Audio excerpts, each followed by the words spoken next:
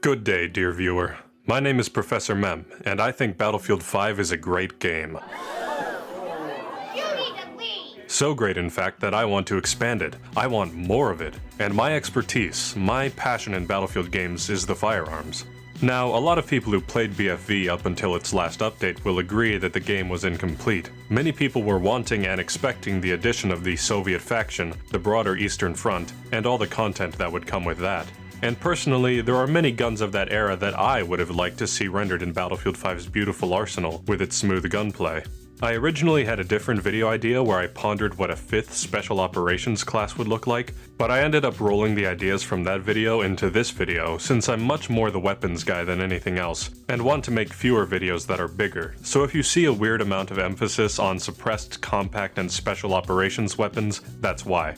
Now, there are already a lot of primary weapons in Battlefield 5, and they cast a wide net for stats. From a gameplay perspective, the addition of more weapons isn't necessary, since anything I can come up with will probably be statistically similar to a weapon that already exists. But even if I'll be making a lot of reskins, there are some things I think should exist for aesthetic purposes or a certain gimmick alone, and I'll try my best to have some originality. I'll add some firearms from each of the 4 factions already in the game, then cap it off with a larger presentation on the weapons of the Soviet Union. Now, a lot of these are unlikely/unrealistic weapons, but that's not exactly off book for how Battlefield 5 does things. But as someone who has a lot of perspective on firearms history, I know it may be a little painful sometimes, but I made my choices based on what sounded interesting, and that also applies to the stats I decided. I'm no expert in game balance, but I'm gonna try. Also, visuals may be a little lackluster for this video, since I'm specifically talking about guns and not in the game, and it won't be as easy to show gameplay or anything else displaying them. With that said, I'd like to give a big thank you to AJ, a member of my Discord who has helped me greatly by getting footage from Call of Duty World War II and Vanguard. AJ has a YouTube channel that will be linked in the description and pinned comment. Alright, let's get started. Let's start with my country of origin, the United States. First of all, let's get potential legacy weapons from Battlefield 1 out of the way. In World War II, the M1903 Springfield was still being used in a sharpshooting capacity, and it's even what the Marines were still equipping themselves with when they weren't poaching Johnson rifles. Unfortunately, there's not much variation to be had among bolt-action rifle stats in this game. In BF1, the M1903 was designed as perhaps the best long-range sniper, with a high velocity, the longest range sweet spot, and low bullet drop. So I think it could be statistically similar to the Kar98K or Krag-Jorgensen, if not share the same stats as the Kar98K. Both of those guns have muzzle velocities of 900 meters per second, and can equip the low-drag rounds specialization, which practically eliminates bullet drop. That's the route we can take if we don't want to have any fun though, so how about a better concept? Bring back the M1903 Experimental as a specialization. Almost all Pedersen devices were destroyed after World War I, but then again, modern historians can actually get their hands on them, while the Ribby Rolls doesn't even exist anymore, and that didn't stop DICE from using it in this game. To make this work, I suggest that the M1903 be somewhat weak by default and have strong specializations, with a left path geared towards sniping and the right path geared towards the Pedersen device. I even know what I want the exact specializations to be. So for starters, the rifle will have a low fire rate of 49 rounds per minute, and a muzzle velocity of 900 meters per second, just like the Kar98K, and it'll deal a flat 60 damage at any range like the Krag. The left specialization path from top to bottom will go quick aim for faster ADS time, low drag rounds for reduced bullet drop, machined bolt to increase fire rate to 55 RPM, then bipod. And the right specialization path will be enhanced grips, narrowing hipfire more greatly than usual, to about the size of an assault rifle's default spread. Then the Pedersen device specialization. Like in Battlefield 1, you press the switch fire mode button to switch the Springfield bolt out for a Pedersen device, 40 rounds of pistol ammunition in a low recoil semi-automatic. The stats for ballistics from BF1 are pretty good, and I think they can be kept. That means 360 rounds per minute, 400 meters per second, 3 shot to kill to 12 meters, then 4 shots to 18 meters, 5 shots to 25 meters, 6 shots to 32 meters, then a minimum of 15 damage. I think the reload time could be lengthened a bit due to the 40 round capacity and the unique advantages this version would have. What I mean by advantages is, well, all scopes would still be usable with the Pedersen device, and the bipod would be an option too. Anyhow, third specialization would be polished action to keep hipfire narrow longer with rapid firing, and fourth specialization in the right path is bayonet. Dream up what combinations you want, but just remember that the second and third specializations you get must always be from the same path. I don't know about you, but my stupid ass would be rocking a 6x scope in a bipod trying to low recoil rapid fire the Pedersen device at targets I should have no business shooting at with a 400 meters per second projectile. While the Colt M1903 pocket hammerless as featured in Battlefield 1 also served in the Second World War, the Ruby is already in this game, which is basically the same thing but worse. To shake things up a bit, I propose the introduction of the Colt Model 1908 pocket hammerless. It's the same thing as the 1903, but fires 380 ACP with a 7-round magazine. It served the same purpose as the 1903 in US Army inventory, mostly as a sidearm for general officers. I suggest that since the Type 94 is so ugly, we give the M1908 its stats, plus one more round for the larger magazine of course. That way nobody has an excuse to use the Type 94 again. Or, for some originality, we could give it a fire rate of 400 RPM, slightly lower recoil, and a slightly longer reload time. But, am I even allowed to do that? With the 400 RPM, I mean. I don't even know if it's possible. There are lots of guns in this game that have 360 RPM, and a lot that have 450 RPM, and not a single one that falls anywhere in between that. Anyhow, I think that would be the better overall option. Now let's get to some new ideas. The High Standard HDM is one of the lesser-known semi-automatic handguns of World War II USA, which is probably kind of the point since the HDM was an integrally suppressed 22, 10-round magazines of 22 long rifle, blowback action. It was actually remarkably quiet among the suppressed weapons of the war. A good starting point for reference is the PPK suppressed, low damage, low recoil, and already suppressed. I would choose to lower the fire rate to 360 on par with the P38, and then lower recoil just a bit. Basically, a slower and even more stable PPK suppressed with up to 11 shots before reloading. That would make it the most controllable sidearm in the game, but with one of the lowest possible damage outputs. If you think it deserves a buff, maybe this one could fire at 400 RPM too. Despite adoption of the M1911 pistol, the United States needed supplemental sidearms in times of war. The M1917 revolver was first produced in World War I, and was called to service again in World War II. It was issued to non-frontline troops in lieu of their automatics. It was a 6-shot revolver chambered in 45 ACP. Now, as you may know, revolvers almost always headspace on the rim, and 45 ACP is a rimless cartridge. Revolver cartridges and semi-automatic handgun cartridges practically never have any crossover. Revolvers are easier to load and unload with rimmed ammo, and autoloaders usually avoid rimmed ammunition because it doesn't play nice in autoloading actions and box magazines. Plus, revolver cartridges are usually a good bit longer since chamber pressure isn't as much of a complicated issue, and they don't have to worry about fitting into a grip. Also, a big part of that is older cartridges being designed off weaker powder, thus requiring more case capacity. So, with that knowledge, you'd agree with me that it's odd for the states to request a revolver chambered in completely standard 45 ACP, right? Well, the simple fact is that they needed guns they knew they could trust in their service cartridge. So how were Smith & Wesson and Colt, the two companies producing this gun, going to fix that headspacing issue? The first solution was an added shoulder for headspacing on the case mouth in each chamber of the cylinder. Boring! And also cumbersome because they had no easy way to eject. What came later were half-moon clips, so called because each one held 3 rounds of 45 ACP, and these two semicircular metal cartridge holders would be inserted to fully load an M1917 revolver. They facilitated headspacing, were faster than loading one cartridge at a time, and could interact with the extractor star in order to empty the cylinder quickly. This creates an opportunity for fun reload dynamics in game, where if 1 to 3 rounds have been fired, the soldier can flick out one of the half-moon clips with their fingernail and replace it with a new one. Or if 4 to 6 rounds have been fired, they work the extractor to eject all, and place in 2 new half-moon clips. The animation should leave nothing to the imagination, and really call attention to this rather unique system. The stats should be somewhere between the Webley Mark 6 and the Model 27. Fire rate of 140 to 150 rounds per minute. Muzzle velocity of 250 meters per second to keep it consistent with the M1911. That's barely any higher than the Mark 6, so let's keep recoil the same as the Mark 6. Extend the range in which it can kill in 1 headshot or 2 body shots to 20 meters. Minimum 4 body shots to kill. Reload's about the same length as the Model 27. Before the M3 came along, there were a number of submachine gun designs vying to replace the Thompson in US service, such as the M2 Hyde and Rising Model 50. But if I had to choose just one interim SMG for inclusion in Battlefield 5, it would be the United Defense M42. The M42 didn't come early enough to see general infantry use, but it was used by the Office of Strategic Services, or OSS, the precursor organization to the CIA, as well as being airdropped to European partisan groups.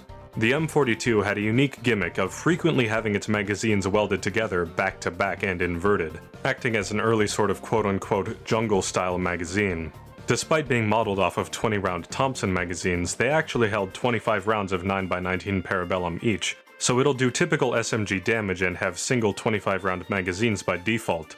Actual cyclic rate was 700 rounds per minute, so perhaps the best thing to do would be to give it the fire rate, recoil, and muzzle velocity of the MP28, so 670 rounds per minute and 345 meters per second. Then give it the same specialization structure as the Thompson or Suomi, except instead of extended magazine it gets dual magazine, where it has the aforementioned welded together magazines, and every other reload is significantly faster. Yes, just like that one game. And if you want to be lame and get the light bolt specialization instead, that can bring the fire rate up to 830 rounds per minute, the same as the M2 carbine. In keeping with the theme of submachine guns and taking another chance to add suppressed weapons, an experimental version of the Tommy gun may grant us another usable example. The Battlefield series, specifically 1 and 5, are no stranger to including very rare or even one-off weapons in their roster of guns, in many cases even popularizing said guns. The integrally suppressed M1A1 Thompson is a rare one indeed, but it will suit our purposes quite nicely. Medic's Thompson is the 1928A1, while this special-purpose weapon uses the later M1A1 as a base.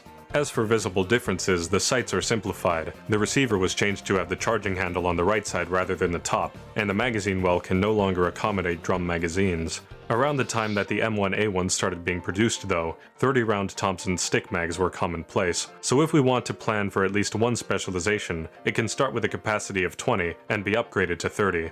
Due to changes in the internals of the gun, notably the deletion of a superfluous quote-unquote locking system, the M1A1s fire on average about 100 rounds per minute slower than the M1928A1s, so the fire rate should be between 600 and 650 rounds per minute. To offset the suppression advantage, I believe that recoil per shot should be kept the same as the 1928 Thompson, despite slower firing guns generally having less per shot recoil. And other than that, I suppose its stats could be the same as the M1928. I don't have any crazy ideas for this one. It will just be a suppressed SMG that has higher than usual recoil, kinda like the M3 grease gun when you get the suppressor. While the M1919A6 30 caliber Browning machine gun is one of my favorite weapons in Battlefield 5, in reality it was little more than a mounted machine gun with a kludged-on buttstock and bipod, what some would call a misguided attempt at a general-purpose machine gun. But the 1919 Browning has another, more obscure and possibly more legendary infantry configuration. The ANM-2 was an aircraft version of the machine gun that had a much higher fire rate, around that of an MG42. A few of these were converted back to ground use by US Marines during the Pacific Campaign and called the Stinger. These were few in number and made with parts from other weapons, for example, the stock of an M1 Garand and the bipod from a BAR. They were lighter than 1919 A6s, fired much faster, and looked more interesting to boot. Most of their fame today is associated with Medal of Honor recipient Corporal Tony Stein and his exploits on Iwo Jima. However, despite its intrigue, it has barely any representation in entertainment media. The only examples are what I would call a misrepresentation in Call of Duty World War II, and a more accurate one in Enlisted with that game's crusade to include every weapon that ever fought in World War II. Anyhow, MMGs and BFV follow a pretty similar pattern, and I don't know if there's much I could do to make the Stinger statistically unique. It could be mostly a clone of the MG42, with perhaps a lower base fire rate of 900 RPM, but starting with a 100-round belt box, which it used in reality. The specializations could be mostly the same, including the extended belt, which would necessitate deleting the belt box in favor of a loose 250-round belt. I think the reload should be longer to be more consistent with the M1919A6. I mean, after all, the MG42's reload is really fast. And to make up for that, give it a muzzle velocity of 800 meters per second, and lastly, switch the places of high-velocity bullets and quick reload specializations, for a maximum muzzle velocity of 910 meters per second. This also brings it more in line with the other Browning. Yeah, I'll admit it, I mostly just wanted to add this one because I thought it was cool. Definitely won't be the last time. Lastly is a light machine gun entry. Melvin Johnson had designed the M1941 Johnson rifle alongside a light machine gun which featured much of the same mechanism, which, earth-shatteringly, was called the M1941 Johnson LMG. Like the Johnson rifle, the Johnson LMG was supposed to be sold to the Dutch government for defense of the Dutch East Indies, but Japanese forces took over the islands before the shipment could be made. So, being that nobody else was using them, the United States Marines took an interest, specifically the Para-Marines. The Johnny gun has a lot of special features, maybe too many. It has an adjustable fire rate in addition to a semi-auto and full-auto selector. It locks open bolt on full-auto and closed bolt on semi-auto just like the FG42. And in addition to its 20-round magazine, it can also load an additional stripper clip worth of ammunition through a loading gate on the right side, like the Johnson rifles, making this gun's official capacity 20 plus 5. This is too much stuff to acknowledge as gameplay features, so just like how the MG42 is treated, I'm going to treat it like an open bolt only. The feature I think should be focused on is the loading. Do you remember the Alamo? Do you remember the Perino machine gun from Battlefield 1?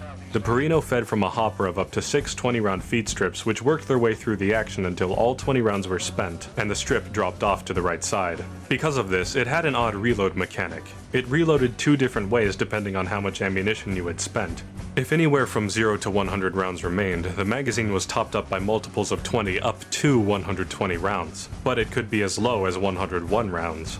If anywhere from 101 to 119, the player character would remove the partially spent first strip, then set a fresh new one on top of the hopper for an even 120.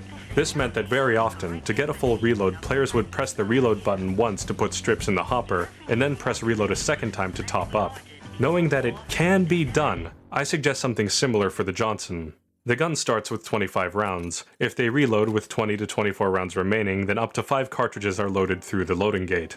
If the capacity is any lower, then the magazine is removed and replaced for only 20 rounds of ammunition, after which players may choose to hit reload a second time and top up with a stripper clip.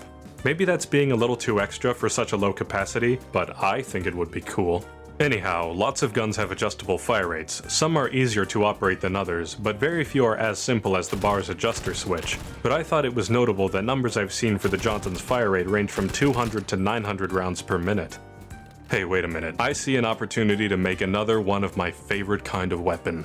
There are plenty of machine guns that fire fast, and I'm sure I'll be adding more as we go along here. So, let's start with the Shosha's stats as a base. Now I'd be fine with leaving it there because love me some Shosha, but I owe you more effort than that. I'd give it the similar strength of 35 max damage, meaning it can kill in 3 body shots, but give it a higher fire rate and less range. If we're already assuming 400 RPM is possible in this game engine, let's put her there. Lower the max 3-shot range to 20 meters and the minimum damage to 20. Other than that, stats and specs can stay the same. Alright, that's it for the new guns of the United States of America. Looking at it, the weapon pool I chose brings a lot of representation to the US Marine Corps armaments. Battlefield 5 was sort of lacking in that regard. Next, let's stick with the Allies and look at the weapons of not just the UK, but the wider Commonwealth as well.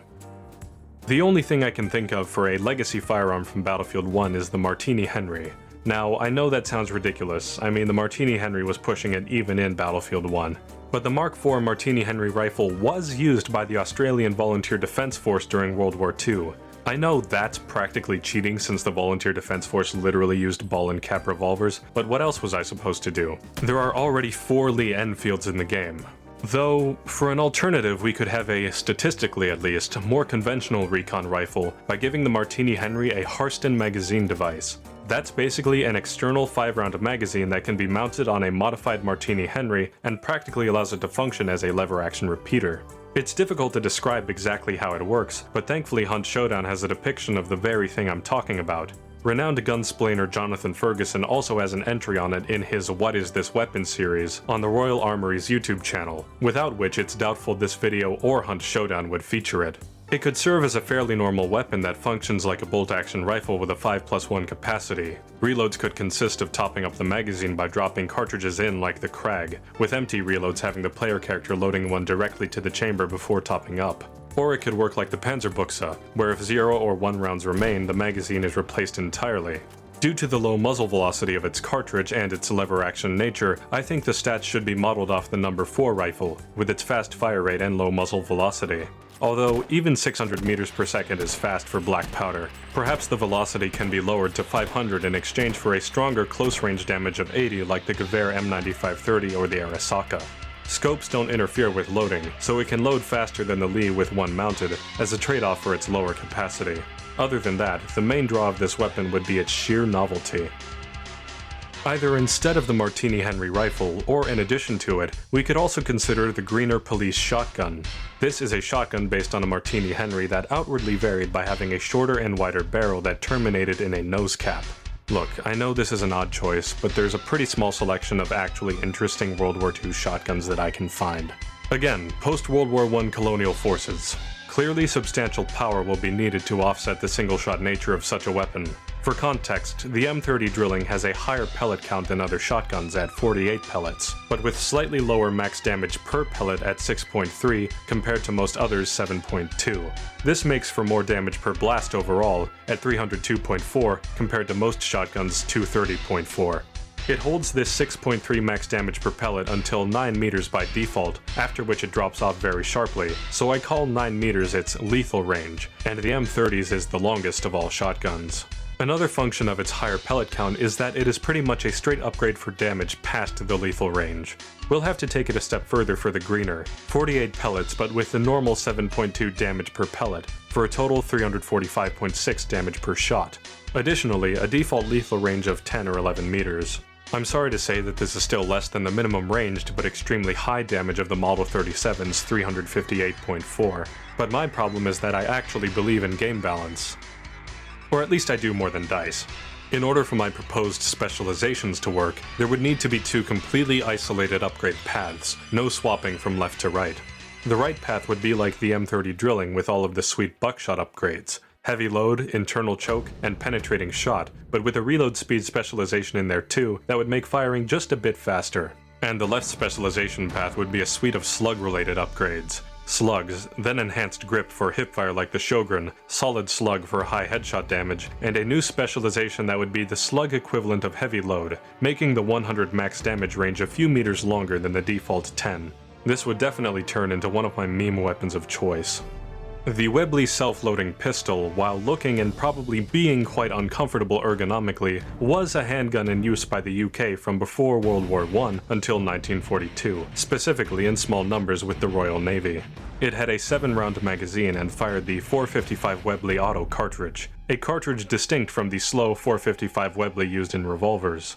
Statistically, being something of a bulkier 1911 would seem to make sense. I'd give it a slightly better damage model, increasing maximum damage from 34 to 40, and increasing minimum damage from 15 to 18, while having a lower fire rate of 250 rounds per minute or something thereabouts, and possibly increasing recoil. This would make it slower but more viable over longer ranges and better for finishing off a target with less shots. Sort of like the Mars automatic, but less extreme. For another handgun, I think it would be appropriate to add one of the guns that was actually chambered in Great Britain's standard service cartridge, 38-200.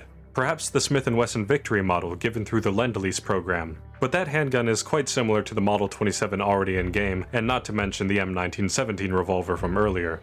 Then what about the one that makes the most sense, the Enfield No. 2 revolver, the official sidearm of Great Britain at that time? Well, that handgun is extremely visually similar to the Webley Mark VI. Even so, I think it's the best we've got.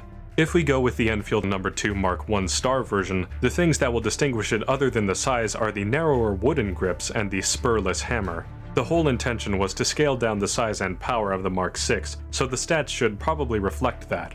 The thing is, the Mark VI in-game is already about the least powerful a revolver can be while conforming to Battlefield's usual standards for revolvers, in having a 2 body shot maximum damage. This applies to all of the Battlefield games I've played with the exception of the biggest letdown in sidearms history, the Nagant revolver in Battlefield 1. It looks like if we want to make it make sense, we'll have to go the way of the Nagant, although only in the damage model. I actually don't like making things deliberately underpowered. I know it may seem like a cop-out, but I honestly think it would make sense to copy the stats I just laid out for the Webley self-loading. Same damage model and fire rate, but with a faster reload time and a flat capacity of 6 shots. I mean, why not? Basically the only differences between the Repetier pistol and the Type 94 are capacity and reload time, and I guess muzzle velocity too. You know what, we could give this gun just a little bit less recoil too, to really solidify the Mars automatic Nagant revolver dynamic these two guns would have going on in this game. To be honest, it's kind of a shame that Battlefield 5 never included one of John Browning's most prescient of his many innovations. In fact, almost no World War II games at all feature the Browning high-power pistol. This is despite its modernity, its prolific presence in movies and television media, and its use by the UK, Canada, and Australia. It's a 9mm slide-operated semi-automatic that was one of the first to have the kind of higher capacity we usually associate with such guns, at 13 rounds to a magazine. Unlike all of the magazine-fed handguns in the game so far, it isn't a single stack. It would make sense for it to have the same power as the P38 or P08, but there has to be a downside to offset the magazine capacity. So I'd say give it the standard handgun muzzle velocity of 250 meters per second like the P38, while giving it the slightly higher recoil of the P08. So basically the P38 with more recoil and a higher capacity. That wasn't too difficult to do, and it would give some much needed recognition to the original Wonder 9. I am quite interested in the class of weapon, esoteric both in-game and in real life, that is pistol carbines. The UK had one possible candidate that was quintessentially British, and that is the Webley Mark VI. From what I gather, the stock that was standard for Webley signal flare pistols had identical grips to Mark VI revolvers, and it can be attached to a Mark VI by replacing the grip with one that includes the stock fixed to it. Now if that's where the story ended, I wouldn't bother including this, but another accessory that was developed for the Webley Mark VI during World War I was the Pritchard bayonet. Yes, a bayonet for a revolver, and the bayonet in combination with the stock makes for one kick-ass looking revolving carbine. I know that bayonets are only specializations usually, but this bayonet is imperative to the existence of this weapon as a concept in the game. Without the bayonet, it's just a Webley with a stock. I don't even want to give people the option not to pick it.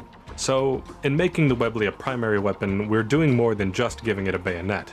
The stock obviously increases stability and the ability to control recoil, but the bayonet's grip can be used as a forward grip, though one would have to take care that their forearm isn't too close to the front of the cylinder when holding it like this, lest they receive a potentially nasty burn.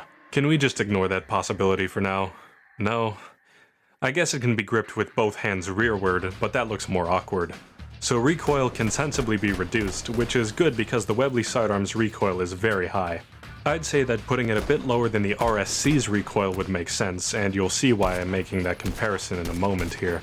The damage of the Webley is a maximum of 51 and a minimum of 16.6. It is very dominant in close range with its fire rate and ability to kill in one headshot, but falls off extremely sharply at range. That simply won't do for a primary. Minimum damage is now 25, and damage falloff will occur over a longer range. Accuracy will be improved and the muzzle velocity, oh god, the muzzle velocity. The Webley's is 230 meters per second. That is one of the lowest in the game. That can be increased free of charge, and drag can maybe be decreased as well.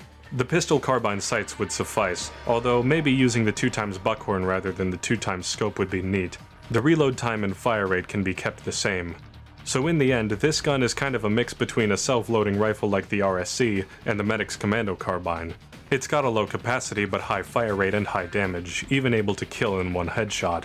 Slower muzzle velocity than a typical self-loading rifle, and still some pretty major damage drop-off at range, but it has a good hipfire spread. Oh, and don't forget that bayonet. The Charlton automatic rifle is perhaps the best functioning auto-loading conversion of the Lee rifle series, maybe even the best functioning such conversion for any bolt-action rifle. It was made in New Zealand for that country's home guard, out of old Lee Metford rifles, which were the predecessors to the SMLE rifles.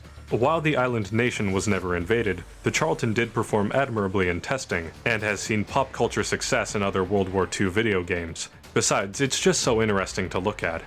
Its fire rate is said to be around 700 rounds per minute, so the only thing we can really do with this is make it an LMG between the FG42 and the BAR.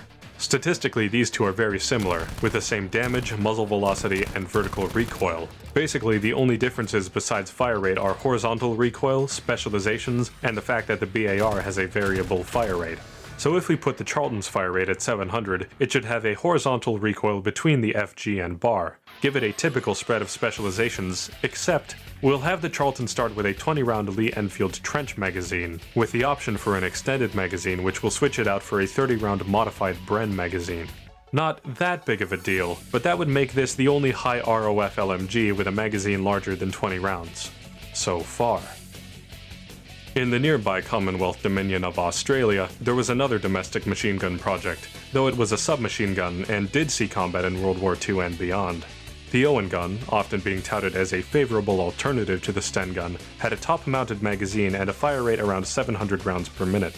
If we lead by the Charlton's example and put its fire rate at 700, that would make the Owen gun at default between the MP28 and M1928A1. Ugh, that's such an unnecessary mouthful.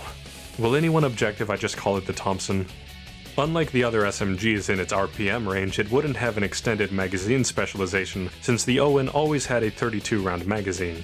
Not much special that we can do with it, but I think the Owen is worth including due to its reputation and since it would be the first submachine gun in the game with a top-mounted magazine. Come to think of it, there may need to be some remodeling of the non-iron sight options to make it work. The Sterling submachine gun, the weapon which replaced the Sten in British service, actually had its first iterations during World War II, when it was known by another name, the Patchett machine carbine. The Mark I Patchett passed trials and was issued in very limited numbers, but was present at Arnhem and Normandy. It's a unique-looking weapon that would bring elements of the future into the past in an accurate way.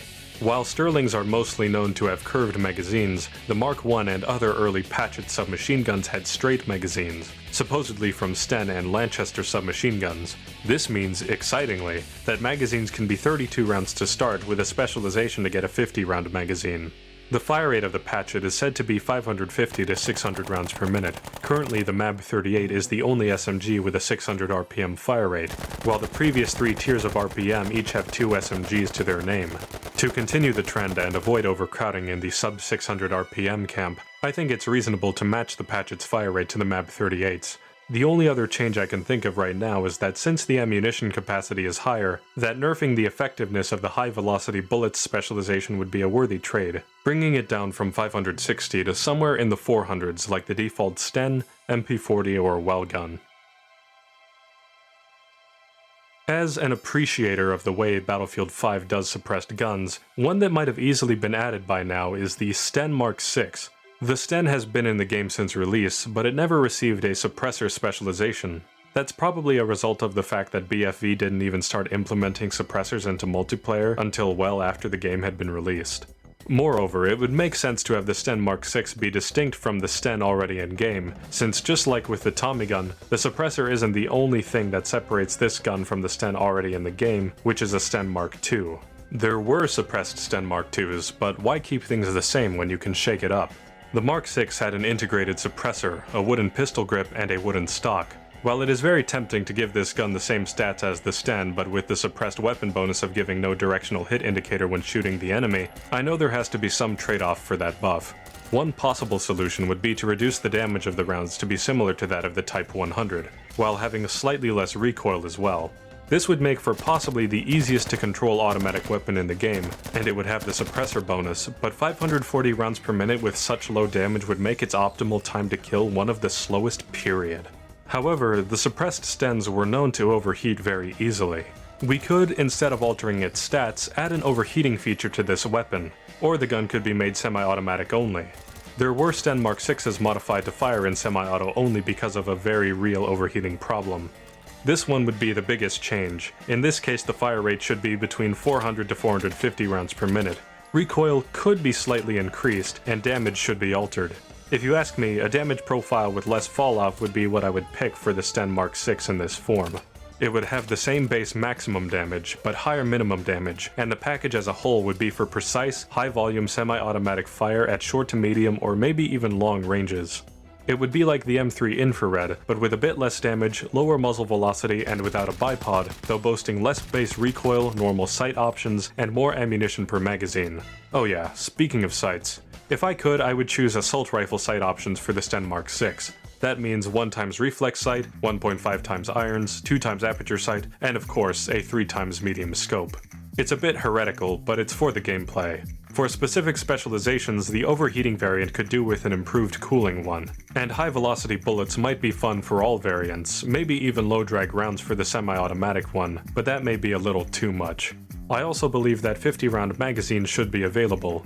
Sten guns had interchangeable magazines with Lanchester submachine guns. What is a Lanchester? It's just a blatant British copy of the MP28, but they were produced with 50-round magazines. I think that would be fun to have, something to sweeten the deal since all of these variants include reducing the general volume of damage of the Sten in some way. So what version do you think would fit best or be most fun in the game? The reduced damage/recoil variant, the overheating variant, or the semi-automatic marksman's carbine variant? With the exception of the Martini Henry stuff, there weren't many big ideas in this spread of weapons, which should be kind of expected going forward, filling in the gaps and making reskins, even if it seems unnecessary, just for the sake of having more in the game.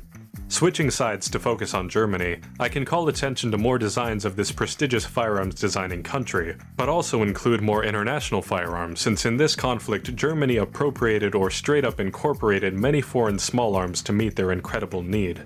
This is also the part where I'll start saying a lot more non-English names and words. I know my pronunciation isn't perfect, but I am trying. Sorry in advance. I think that adding the iconic C96 or some appropriate version thereof, like the M1930 to Battlefield 5, would be a bit out of time, but there is a fresh opportunity to fix the mistakes of Battlefield 1, to fix the animation shortcuts and truly take advantage of the features that differentiate this handgun from the others. What I mean by that is, in this game the C96 would be one of the slowest to reload, which is a disadvantage that can be traded for something. For the size and appropriate feeling of power, I think starting with the M1911 as a base would suffice, and the only change other than the obvious in capacity and loading system would be to boost the muzzle velocity from 250 up to something like 420 meters per second. You would have more shots per reload, and this change would make landing shots, especially at range, easier, at the cost of potentially much longer resets. I know over Battlefield 1 and 5, this damage model has been the hallowed territory of the 1911 alone, but the cartridge of the C96, 7.63x25mm Mauser, is in an appropriate power category.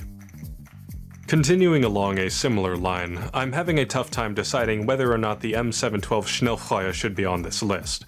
I mean, with that last entry, the C96 Mauser family already has a good representation between that and the trench carbine. But I'm on a mission to give this game more pistol carbines. Although, to be honest, I'm not sure if this gun should go in the pistol carbine category for Scout because there's already something of very similar design there. Perhaps it would be best serving as an SMG with big air quotes, because somewhat like a submachine gun, the M712 Mauser Schnellfeuer was a machine pistol offered with a stock that could attach to the pistol grip. The stock also doubled as a holster, making this as a package a pretty handy weapon with a high volume of fire. However, that volume of fire was pretty hard to control. With lightweight, no great place to put your offhand, and a fire rate of 900 to 1000 rounds per minute. So if we were to include this gun in the game, the way to balance it seems pretty natural. It could do standard SMG damage, have a fire rate of 900 rounds per minute, and just have high recoil. Most guns in the game that have a fire rate this high are already somewhat maligned. Think of the M2 Carbine, Type 2A, Type 100, and those guns have lower max damage than the standard SMG. But they also, in exchange, have recoil that is quite a bit lower, and I argue that that feature in combination with the fire rate is what makes them somewhat broken. So I think it's fair to have a high rate of fire machine pistol that can kill in as few as 4 body shots, but requires the user to really fight the recoil in order to be usable beyond a short range. Either that or use it in only short bursts or semi-automatic, since the Schnellfeuer did have a fire selector. You can think of it like the M1912 P16 machine pistol from BF1, just with less painful reloads. 20-round detachable magazines were a common sight with M712s, so that can be the standard magazine capacity with a typical SMG reload time. Or if we really want to crank up the machine and pistol-esque challenge aspect, we could have the default capacity at 10 with a very fast reload, and leave 20 rounds to a specialization. But in that case we'd also probably have lower recoil as well. Muzzle velocity can be more or less average for SMGs, because even though it has a short barrel, 7.63x25mm Mauser usually has a higher velocity than other pistol cartridges because of its bottlenecked case. Sights can also be SMG sights, so at this rate it's pretty much the M1928A1 Thompson if you get the light bolt specialization. But what else am I gonna do? Give it less damage and less recoil? Then it would just be the Type 2A. As funny of a look as it would be to get a 40-round magazine from a trench carbine onto this weapon, the two guns are not chambered in the same ammunition. The Astra 300 was a small Spanish pistol made starting in 1923, but just about half of their total sales were to Germany in World War II, to the tune of about 85,000. There was a 6-round magazine 380 auto version, and a 7-round 32 ACP version, with the 380 auto version being the most common at a factor of over 2 to 1. This pistol is broadly similar to the Type 94 pistol then for gameplay purposes. In fact, it would make sense as a total reskin, but that's a bit lazy.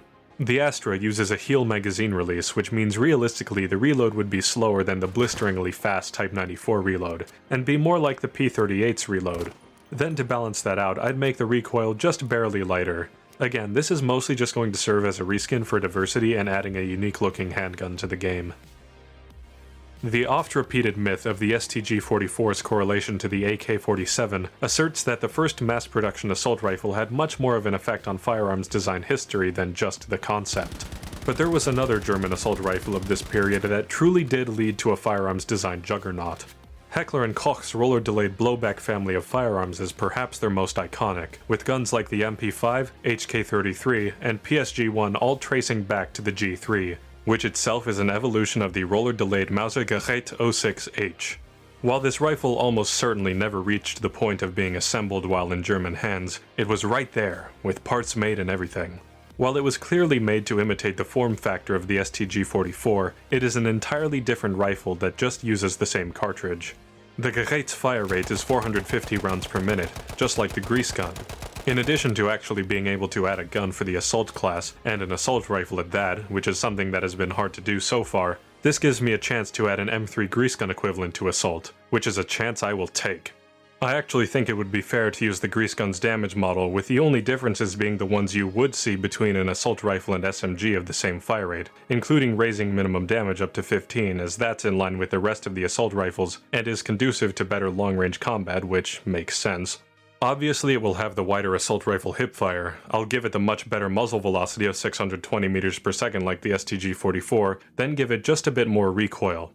This gives us basically a grease gun that's slightly harsher on handling, but is better over range, or alternatively, an STG-44 that's slow, but does better damage at close range. Okay, now I'm pretty excited about this one, because I was actually able to find an interesting candidate for one of my favorite weapon classes, bolt-action carbines. It can be called either the VG-45K or the Rheinmetall VG-3. It is a German home guard weapon that was a bolt-action rifle, but was chambered in 7.92 by 33mm Kurz, and did in fact use detachable magazines compatible with the STG-44. 10-round magazines did exist for these rifles, and so I think that would make for a reasonable default capacity, with the option of upgrading to a 30-round magazine as an extended magazine specialization. Now I know that's crazy, 30 rounds and detachable on a weapon like this, but I promise I'll balance it. Before I tackle anything else though, I think I'd better address the appearance of the VG-45K. There were two types, one with a rather unremarkable full stock, and another with a two-piece stock that looks closer to the Gewehr 1.5. I know that naming is wrong, it's a topic for another day. Just dropping a name that the players of this game would be familiar with. This second option is much more memorable and distinctive, so that's what I would choose to go with. Now, in order to combat the advantage of the potentially massive capacity, it would be best to start with the weakest in class commando carbine as a base. Keeping that damage model, obviously we won't have the suppressor buff at all. Remove the machine-to-bolt specialization and make recoil higher to be between the commando carbine and M28, but boost muzzle velocity to be higher by default, 500 meters per second. That way, the VG-45K can still be an aggressive bolt-action carbine with shots at range being easier to hit, but not quite as aggressive as the commando carbine, and lacking its defining and helpful suppressed feature, while having the potential for a comically large capacity. One design that I find very fascinating and unique, despite the fact that it could be considered in an odd way very unoriginal, is that of the Schmeisser MK36/3. It is a 9mm submachine gun built into the stock of, or at least made to imitate, a standard Kar 98K rifle. Fire rate is low, estimates range from about 400 to 500 rounds per minute. I've already made another grease gun in this section, so we'll have to go higher, and regrettably add an 8th gun to the sub-600 class. Due to the intended design of the MK36, the barrel is almost 20 inches long, very impressive for an SMG. Based on this distinction, I would instinctively choose to give the MK33 higher muzzle velocity at the cost of having a wider hipfire, similar to the assault rifles, since handling is realistically closer to one of those. The thing is, guns like the ZK383 and MP34 already have an inaccurately high muzzle velocity for a 9mm submachine gun. In fact, all signs point to the best route for this thing basically being a carbon copy of the MP34. Low fire rate, long barrel giving it the high velocity and hair's breadth of extra minimum damage, the ability to accept a bayonet, using both 20 and 32 round magazines. I mean, what else can I do? I suppose I can fudge the numbers in a way that'll probably be meaningless. Make the MK36 statistically and specializations-wise an almost exact copy of the MP34, give it that wide hipfire, and change maximum damage to 30. And what does this buff do? Not much. Mostly it would make the 4 body shot to kill range a bit longer. As one final offset, the reload length can be slightly longer too, since handling an SMG of this size is clumsier than the usual SMG fare. This is another gun that, somewhat like the Browning High Power, I think is underrepresented in video games despite its real-world notoriety. The Moz 38 submachine gun has an eclectic history, being of French design and manufacture as France's official submachine gun, but most of its production was during that country's occupation, as a second standard SMG for Germany during the war. However, its biggest claim to fame, perhaps, is its use in the execution of Benito Mussolini by Italian partisans. This weapon was making waves for multiple European nations. An incredibly light and compact submachine gun for that time period, it also chambered a light cartridge, 7.62 by 20mm Longa. The cartridge is in a power class in which it makes the most sense to start with the Type 100 as a base, with its minimum 5 body shot damage model and low recoil. It would have a lower muzzle velocity of about 350 meters per second. It has 32 round magazines, and has a fire rate of 600 to 700 rounds per minute. Given that fire rate, we have about two options. Option 1. Make it slower than the Type 100, which would make it very low recoil but with a very slow time to kill, anywhere in that 600 to 700 RPM range, and it's extremely stable but probably unsatisfactory to most people. Otherwise, option 2, we can make it just as fast as the Type 100 at 720 rounds per minute, and make minor favorable recoil adjustments to counterbalance the fact that it has a lower muzzle velocity and it doesn't have a bipod like the Type 100. The latter option seems more ideal, but runs the risk of entirely displacing the Type 100 due to the fact that even the slightest advantage in recoil control seems to matter more to this game's players than more niche advantages like muzzle velocity. Swinging the pendulum in the complete opposite direction, it's time to talk about an extremely unconventional submachine gun. The Coender submachine gun is an experimental 9mm open-bolt blowback that is fed by non-disintegrating ammo belts. Yes, like an MG. As far as it's known, only one prototype example ever existed, but even then it had two iterations. First is the original as designed by August Coenders, with a bulky cylindrical feed cover, perforated heat shield, and the sights still intact. Second is when the same gun was refitted by Americans at Aberdeen Proving Grounds after the gun was captured missing its barrel and feed cover. This version had a plain though heavy barrel, no sights, and a more slick MG42 style top cover. While this version didn't exist until after the war and was in no way intended for anything but controlled testing, I think I would choose to use it over the original configuration, and not just because it looks better. Oh, but man, that's not realistic at all! Well, this thing wasn't going to be realistic either way, so suck it up. I mean, honestly, this is the same series that put a weapon called M1919 in a World War I game. Anyhow, the gameplay reason for going with the version that lacks sights is that I don't want this weapon to be aimable. That's right, I am basically inventing a new weapon class. For reasons that might make sense later, I think giving this gun to the support class and maybe making it technically a light machine gun would be sensible. So the reason I chose to saddle this weapon with such a downside is twofold. The Coenders is a belt-fed gun, and the only other guns in the game which have such a high capacity are the MMGs, and it fires at 1000 rounds per minute with pistol ammunition. This gives it an extremely high output while lacking the qualities that realistically justify the recoil or impeded handling of the MMGs. So here's what we gotta do. Basically make it handle like an MMG without a bipod. At default it will have the hipfire radius of an LMG, and when in quote-unquote aimed hipfire, it will have the radius of hipfiring an assault rifle. For anyone truly wondering, that's 4.5 degrees and 3 degrees respectively, narrowing each slightly for crouching or prone. Also, the radius will not expand when firing while aiming, only when moving. A belt length for the original Coenders is never specified, but I think 100 rounds is a good default. Since it is belt-fed and with a non-disintegrating belt to boot, reloads will be long. Fire rate will be 1000 rounds per minute, muzzle velocity in the mid-300s range, and these last two crucial portions I can't really decide on, the balance between damage and recoil. Either it can have a standard SMG damage model and only slightly less recoil than MMGs, or the Type 100/Type 2A damage model and even less recoil than that. I think I'll leave it up to your discretion, which sounds more fun. For specializations, MMG spec paths would be most fitting. Extended belts, chrome lining, maybe even high velocity bullets, even light bolt if we really hate everyone. What do we think, gamers? Bold and brash, or belongs in the trash? As a more conventional MG choice, who am I kidding, this one is still all kinds of abnormal. So, the machine gun known as the MG13 was a development of an earlier World War I project from a water-cooled to an air-cooled version. Don't let the name fool you, as it was an attempt to shroud the existence of new arms production in Germany, and was actually introduced in 1930, where it became a mainstay of German forces for a time. Being of a weight that could either be classified as a light machine gun or a medium machine gun, while it has only a 25-round magazine by default, I think I would choose to make it an MMG, and I know nobody really likes the S2-200, but I promise you'll see why in a second.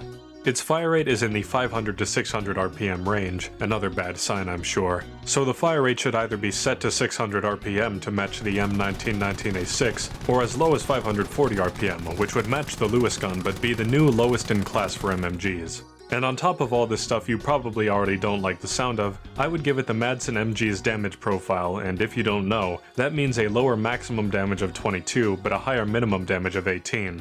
But now finally for the upsides. This MMG would have a high muzzle velocity, lower recoil than the M1919A6, and would be able to mount 3 times scopes like an LMG. Additionally, a 75-round saddle drum magazine was developed for these, and I would offer that as a specialization. So it would end up being perhaps the longest range automatic infantry weapon in the game.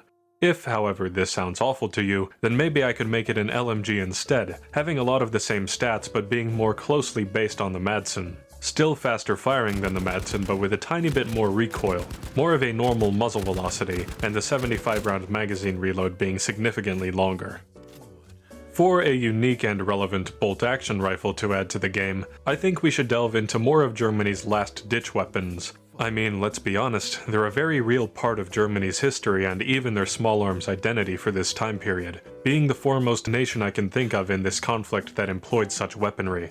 The Spreewerk Volksgewehr 2, or VG2, which comes from the same group of weapons as the VG45K from earlier, is closer to a normal bolt-action rifle, a crude alternative to the Kar98K. It is also the most unique looking of the several German rifles from this time period that could be said to fit that role. Despite its unimpressive intentions, it did have one potentially advantageous feature: it used G43 magazines. While they were almost certainly never issued with multiple magazines and couldn't even accept stripper clips, Battlefield doesn't care about such things. So the VG2 would function as a 10+1 capacity detachable magazine bolt-action rifle in the game. Similarly to the other Volksgewehr I talked about earlier, for this increase in ammunition accessibility, we're going to have to dial back the gun's performance elsewhere. Given the deliberately low quality of craftsmanship, I think it would only make too much sense to have the bolt cycling speed be slow, maybe even slower than the default Kar98K. I would also opt for a lower damage model like the Krag's flat 60 damage at any range, and have muzzle velocity be either 600 meters per second like the Lee Enfield, or 750 meters per second like the majority of bolt-action rifles. Also, as a nod to the real weapon's non-adjustable sights, there will be no variable zero specialization on offer. The reload speed will be slower than a typical detachable magazine rifle, but not as slow as the K3143 on partial reloads, since that reload makes no sense. In all, a totally usable but somewhat slow bolt-action rifle, with the best ammo availability of that weapon class. Before Germany had their own PZB-38 and 39 anti-tank rifles, some were using a design captured from Poland, the KB-Pionk WZ-35, or, full name, Karabin Przeciwpancerny Wzór 35. This rifle was actually designed by Józef Maruszek, the same man who designed the Karabin 1938.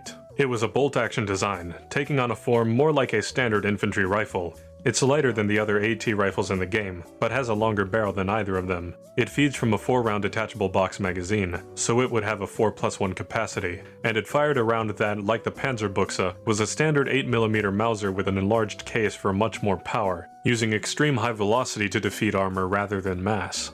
These 7.92 by 107mm DS rounds opted for ridiculous length rather than girth, like the PZB's 7.9 by 94mm Patronen, and out of the long barrel achieved a slightly higher 1,275 meters per second velocity. Now, while the Panzerbuchse's real muzzle velocity was in the 1200s as well, its muzzle velocity in-game is merely a pitiful 400 meters per second. This is for balance, of course, but I propose to make something that's at least a bit more representative of this impressive real-life statistic, as well as a truer fit for the role of an anti-tank rifle. The WZ-35 should have the same damage against tanks as the Panzerbuchse, a cycling time as fast or faster than the Boy's AT, a reload time as fast or faster than the Boy's AT, and a muzzle velocity of 600 meters per second, same as the Lee Enfield. As the downside for this buggery, aside from the low capacity, the rifle will have a max damage less than 100, so it cannot kill in one body shot. It will be an excellent tool for anti-tank combat, though needing frequent reloads, and not as exploitable for infantry farming. That section was pretty big. The one thing I struggled with most was finding anything appropriate for support. The domestic MGs were either too similar to things already in the game, or unsuitable for ground use, but I made do with the almost painstaking choice of the MG13. Now let's move on to the other Axis power playable in this game, the Japanese. While I admit that there's not much that can be done here for stats, one handgun that I would recommend adding off of its appearance alone is the Hamada Type 2. While the Type 1 was a 32 ACP pistol with a 9-round magazine that was based on the FN Model 1910, it accordingly looks very similar to it, not quite distinct enough. The Type 2, however, looks quite unlike anything else, both due to its redesign and the fact that almost all surviving examples are found in the white, as in without finish. This second version was a change forced by military authorities, making the gun larger and chambered for 8x22mm Nambu, but that left it with only a 6-round magazine, so from all the functions that should matter, it would naturally have the same stats as the Type 94 pistol. Yes, again. And again, I'd like to say I think the Type 94 is ugly as sin, and I would advocate for this as a replacement on the strength of its appearance alone, but of course it's comparatively quite rare. However, it was part of the Imperial Japanese Army official inventory. I almost hate to scapegoat like this again, including so many pistols with the same fire rate, but I think it's valid. 400 RPM, recoil between the Type 94 and P38, keep the reloads fast because of the capacity. Something that I find all too interesting not to include, despite how ridiculous it is the Nambu Mark B pistol with sword, as it is known. The Mark B Nambu, which is a slightly earlier model of the Type 14 pistol, not to be confused with the Type B Nambu, which also came before the Type 14 but was in a smaller caliber, anglicized naming of old Japanese small arms is a total mess, was a weapon that underwent an odd modification when a few had Gunto-style blades installed in line with the grip panels, turning the gun into a grip with a crossguard while leaving the firearm functioning and intact. I propose that this should be a sidearm capable of performing the equivalent of a bayonet charge, but with a sword thrust, at the very least. I would also advocate for it doubling as the user's equipped melee weapon, with heavy melee weapon stats and animations. The gun itself is once again chambered in 8mm Nambu, but with an 8-round magazine. Since the Type 94 and P38 damage models are the same, I think it would be reasonable to start with the P38 directly as a base for this gun, since they would also have the same capacity. The most important balance decision I could see myself making from there would be to have the reloads lengthened to offset the melee bonuses, since presumably waving this thing around in the context of a reload, or anything else really, would be more difficult. And then of course, a longer draw and holster animation, like that of a sword being unsheathed. Perhaps the most well-known Japanese self-loading rifle of the World War II time period is the Type 4, which you may recognize for being based on the M1 Garand rifle. However, Battlefield 5 already has the Garand, and there are some more interesting designs that fit into this group, although they too are designs that we shall call heavily influenced at best. The Type Ko rifle is a toggle-delayed blowback rifle with a 10-round rotary magazine, chambered in 6.5x50mm Arisaka. Since it does have a toggle joint, it visually operates in a way very similar to the Selbstladen 1906. However, it's not based on the Luger system, as a much more relevant rifle to this time period was the Pedersen rifle. Invented by the same guy who made the Pedersen device, this was a toggle-delayed blowback rifle that competed with the Garand for US adoption, but was also shopped around the UK and Japan by John Pedersen. However, it had a 10-round end-block clip-fed box magazine rather than a rotary one. This combination of operating method and magazine make for a very distinctive look, definitely worthy of inclusion, and a much-needed entry in Assault's semi-automatic rifle category. Personally, I think it should be around the same category of the Turner SMLE, Maz 44, and Garand, with a 360 RPM fire rate and 3-shot lethal out to 50 meters, 4-shot lethal out to 100 meters. The Garand has the least recoil, perhaps in exchange for not having a detachable magazine specialization. The magazine of the Type Ko also is not meant to be detached, at least not in the sense of making a quick magazine swap possible, and is fed through 2 stripper clips. Given that, it could probably be on the lower end for recoil, probably at the level of the Garand, but with a slowish 700 meters per second muzzle velocity like the Turner, and since these weapons were also given bayonet lugs, it can have a bayonet specialization. Alternatively, if I want to pad out this new section of 400 RPM weapons I've established, this gun could be more closely related to the AG M42, one of my favorite guns due to its one-off niche. It could have the same very long distance 4-shot damage range, again lower muzzle velocity to 700 to conform with reality, and then probably give it lighter recoil since it fires slower and can't get detachable mags. Another experimental Pedersen-inspired weapon that was tried with the Type Co was the Type Hay rifle, although this gun was gas-operated and seemed to go through more iterations. Early versions were quite unsightly, but had 5-round detachable magazines, making them pretty suitable for being a recon self-loading rifle. It could initially be fed by a single stripper clip, but have an available specialization to get a 5+1 detachable magazine like the ZH-29. It locks open on empty and uses the trigger to close the bolt, always a neat feature to see animated. Since I'm morally opposed to the damage models of the Zebslot 1906 and ZH-29, and also because the power category doesn't really fit that, I think the Type Hay should be more like the RSC or Model 8, killing in 2 shots out to 50 meters. A realistic 700 meter per second muzzle velocity would be higher than either rifle, so perhaps it should fire as fast as the RSC, but have less recoil than that gun. That would be a worthy trade-off for its initial inability to swap mags, and also correct for the fact that the RSC would be a good gun if it just had less recoil. But actually, that's not all we can do with the Type Hay rifle. Believe it or not, that gun also took on a form that would work for the light machine gun category. The Type Hay Experimental Machine Gun, also known as the Type Hay Experimental Ultralight Machine Gun, was a fully automatic version of this rifle. I'm unsure if it was select fire or full auto only, but the gun was given a bipod at about the midpoint of the handguard, cooling fins on the barrel, a monopod/rear grip for when the bipod is mounted at the back of the stock, what appears to be a heavier barrel, and both 20 and 30 round magazines. There was also a gun shield made for it, but we won't be needing that for this game.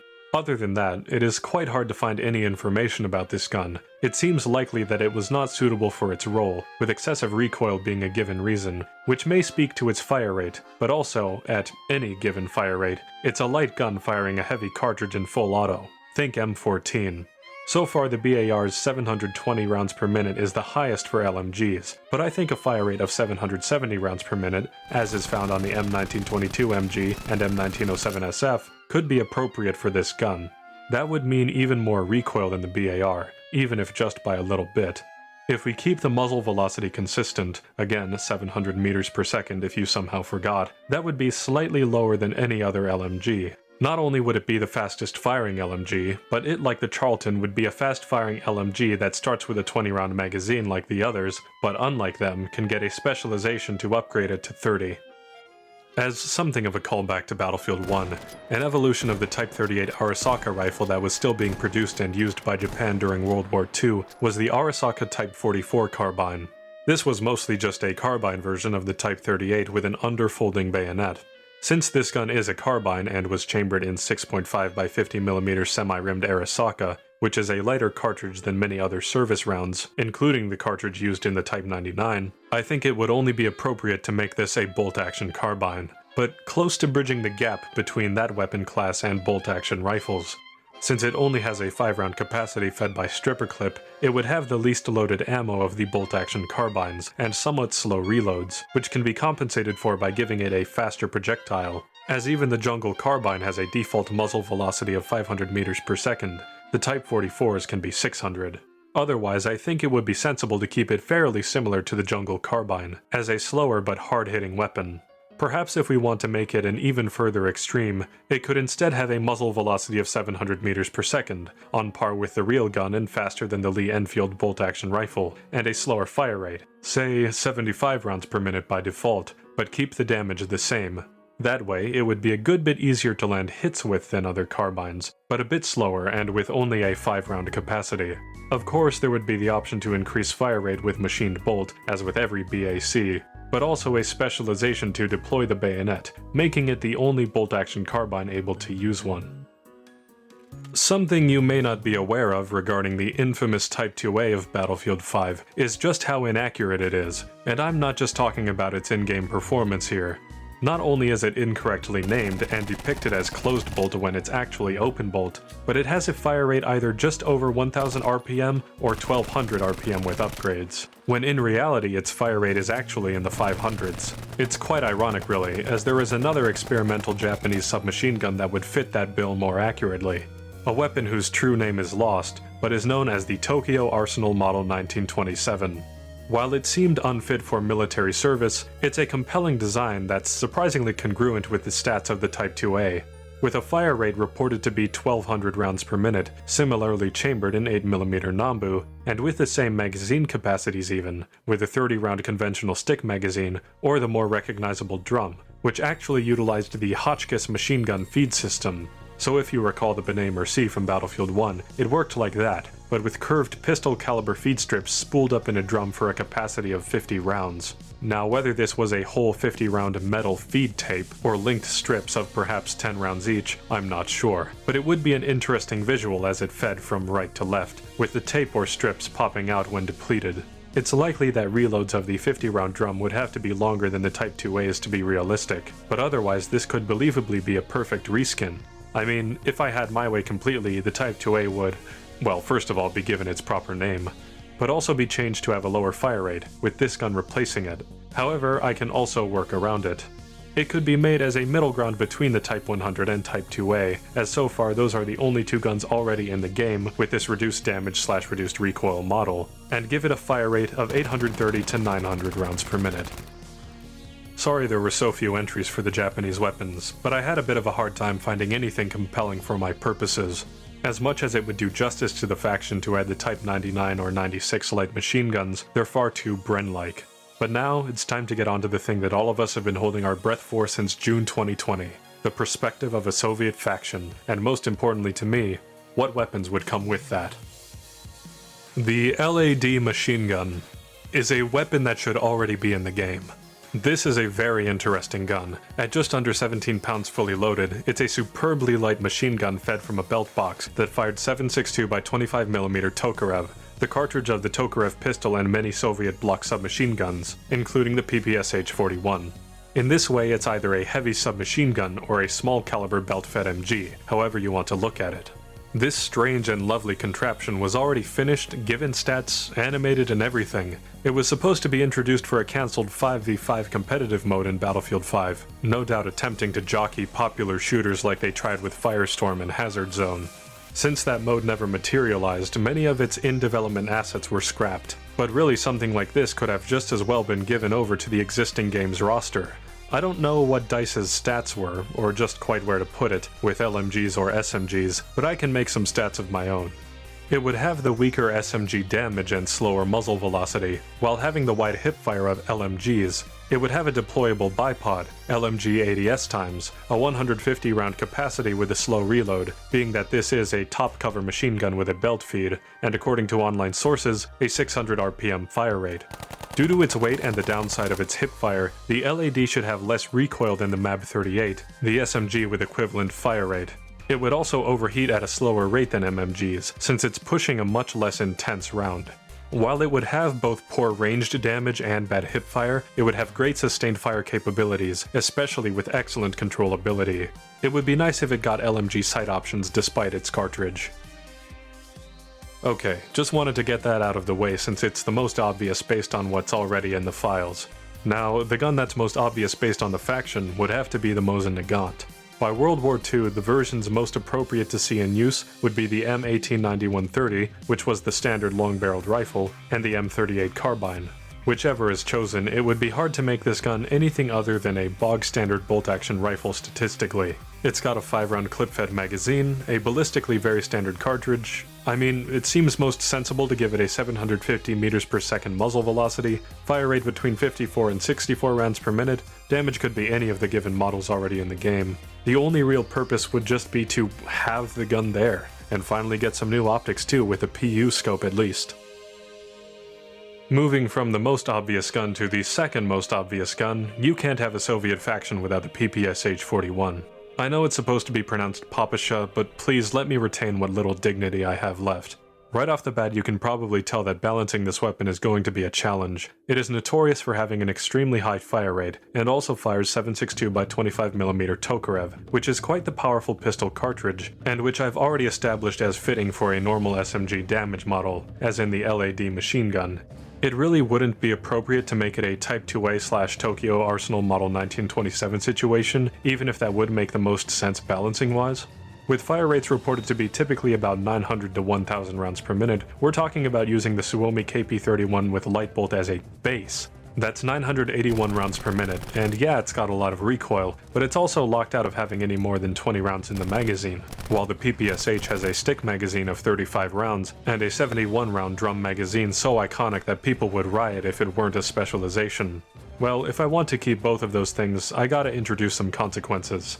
Perhaps the gun should have a wider hipfire, though it wouldn't be quite so justified as the LAD. It could be a similar treatment to the one that the SMG 0818 or Hell Regal got in BF1.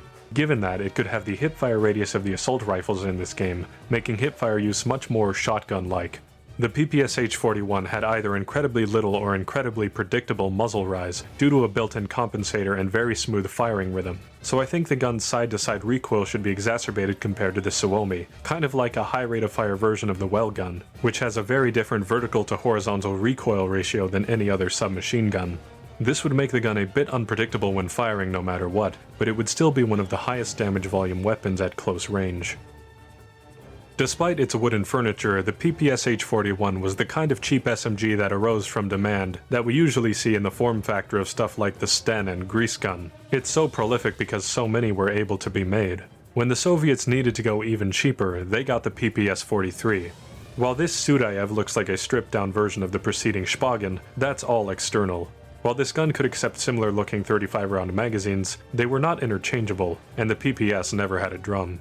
More importantly though, the fire rate is much more in line with what one might expect given BFV's sample size, reported to be about 600 RPM, though I've seen quite a few videos where it appears to fire faster. If the fire rate were something like 635 rounds per minute, that would put it between the MAB-38 and the MP-28, and its other stats could reflect that. This would be a very typical submachine gun, though with slightly more ammo than average, and perhaps the most middle ground fire rate possible. Let's work back in the opposite direction, to one of the very earliest domestic submachine guns from the USSR. In the mid-1920s, the Soviets chose to halt reliance on foreign imports for their weapons, and that included ammunition. This is one of the reasons that the Fedorov Avtomat ceased production. While relatively few were made, they were still being produced up through the mid-20s, and this decision rendered them no longer relevant to Soviet military concerns, since it was chambered in the Japanese 6.5 Arisaka cartridge. Logistically, this left a hole in the system for light fully automatic shoulder weapons, that is to say, a submachine gun-sized hole. But without foreign cartridges, what pistol ammunition did they have? It was really only the Nagant revolver cartridge, 7.62 by 38mm rimmed. This is a very odd choice for a submachine gun cartridge. For one thing, it's rimmed, which often causes extra problems in box magazine-fed autoloaders, and it's excessively long, designed to fill a role relevant in its native revolver. However, that didn't stop Fedor Tokarev from attempting to rise to the occasion.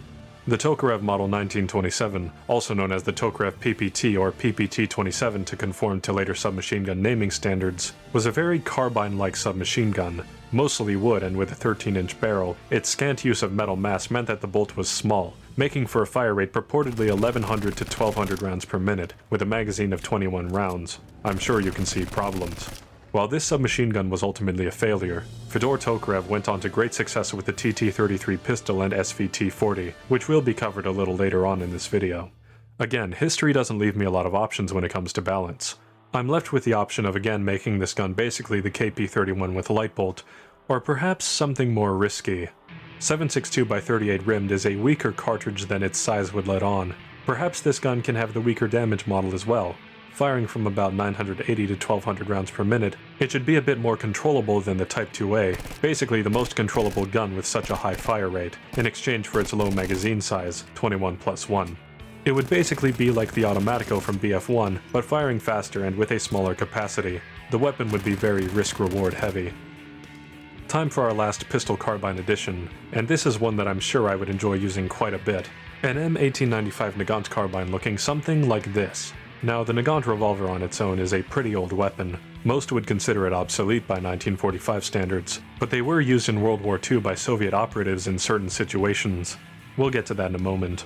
So what are the additions to unpack here? The most obvious is the stock. I thought it possible that the Nagant revolver could append a stock, even if it was an aftermarket product, but try as I might, I had a hard time confirming the existence of any kind of standalone stock option for this handgun existing pre-1945, aside from a very rare full-length carbine. For the least wince-worthy option, the stock from that carbine can be used without the long barrel, or if that's still too cringe for you, it could be the whole carbine. Although they were exceedingly rare and the length kind of defeats the purpose of making this a World War II hush puppy. Second, and more importantly, is the fact that this revolver is suppressed. This is to take advantage of the Nagant's gas seal system. You see, the point of a suppressor is to muffle the sound of firing by slowing and containing the explosion of the propellant gases that force the bullet out of the barrel. The sound of the combustion is one of the things that makes guns really loud. It's normally a fool's errand to attempt to suppress a revolver because there is a small gap between the front of the cylinder and the barrel. This is necessary for the cylinder to rotate, and while some revolvers get the gap very small, there always needs to be a little bit of space there. Propellant gases escape from this cylinder gap, causing the sound of the miniature intergun explosion to leak out and also potentially burning any soft and sensitive human bits. The Nagant is different though. For one thing, the cartridge, 7.62x38mm rimmed, well, it's a little special. Rather than the bullet or projectile part of the round sticking out well past the brass casing like almost all other kinds of ammunition, the case extends farthest, and the bullet is nestled in there. The mouth of this case also extends past the front of the cylinder of a Nagant.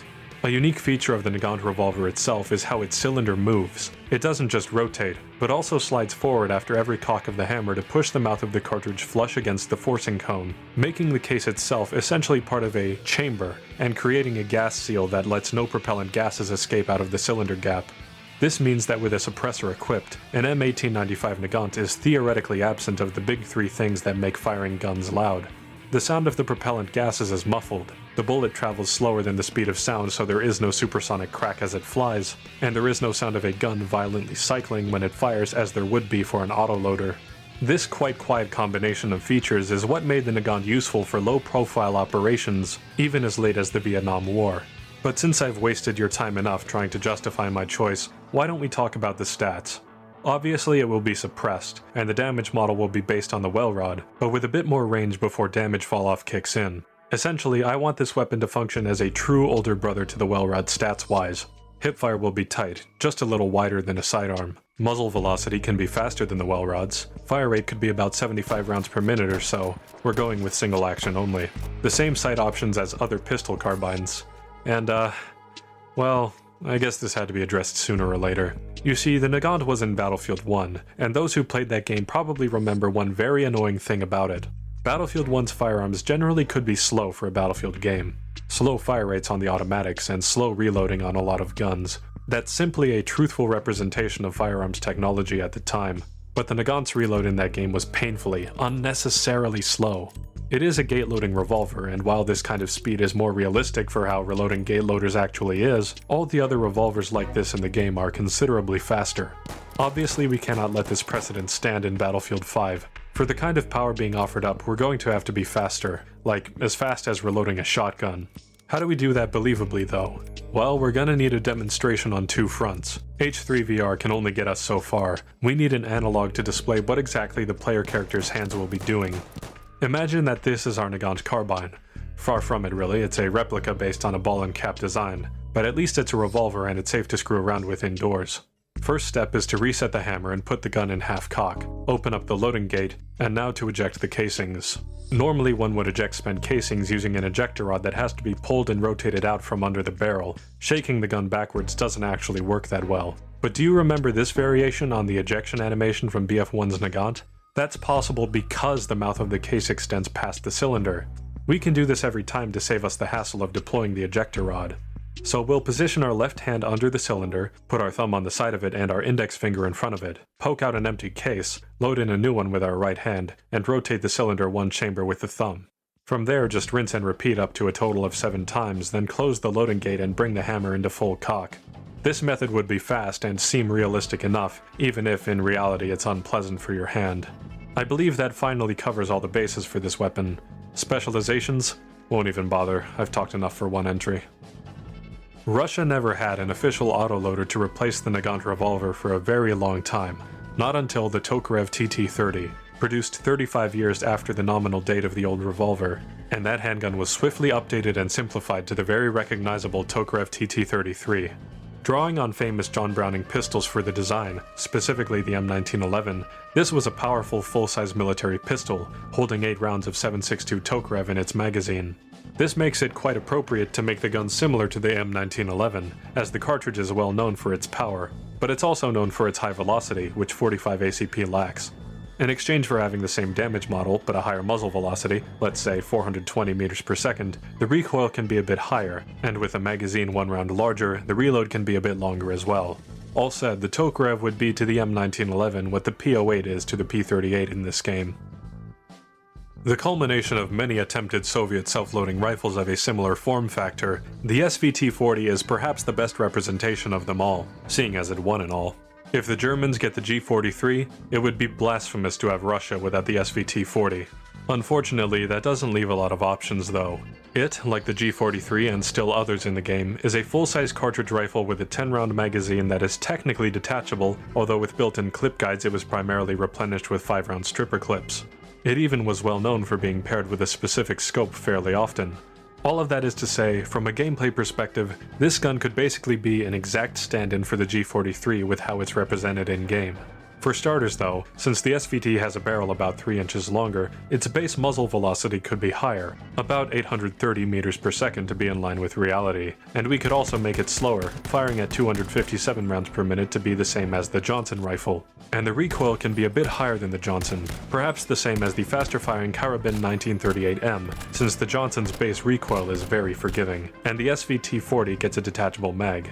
Other than that, it's hard to think of much to do with it. Its form factor is so much like everything else in the semi-automatic rifle class. I mean, it could just as easily replace the AGM-42, MAS-44, or Turner SMLE as well.